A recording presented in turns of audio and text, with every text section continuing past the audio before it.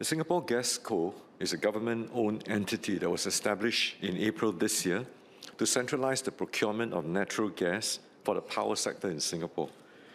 GasCo will construct and maintain a diversified and resilient gas supply portfolio to enhance gas security and mitigate gas price volatility.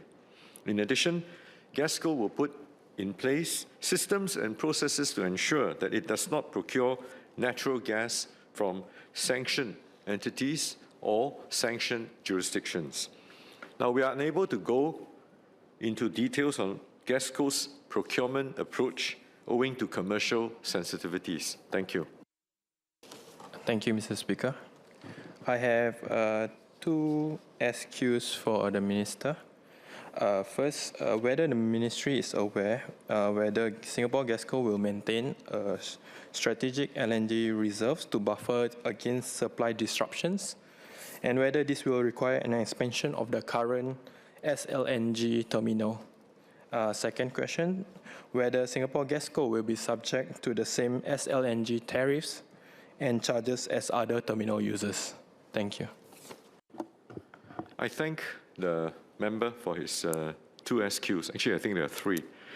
Now, GasCo's core business activity is to build a secure, a reliable, and a diverse portfolio of natural gas contracts at stable and competitive prices. GasCo's board will enable, because they are experienced members who have come from very diverse range of companies, but all in the, with many of them having many years of experience in gas procurement companies. So it would provide oversight of GasCo's hedging strategies through its risk management committee. As I've said earlier on, the gas portfolio is diversified and it's resilient in terms of price index, tenure, and source. Now, as to further details, because of the commercial sensitivities, please understand that, and I beg for your indulgence, that I would not go into it any further. Now, as far as the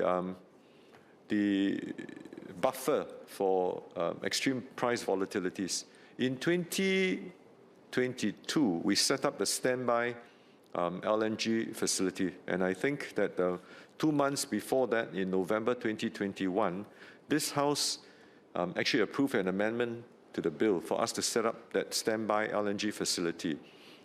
When the standby LNG facility was set up at the end of January, and we made that storage of supplies.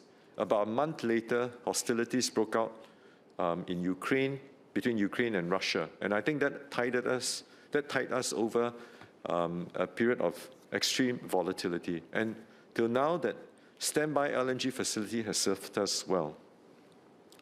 Now, to your point about the whether we are increasing our SLNG terminal, we have indeed gone on. We have committed to constructing the second LNG terminal.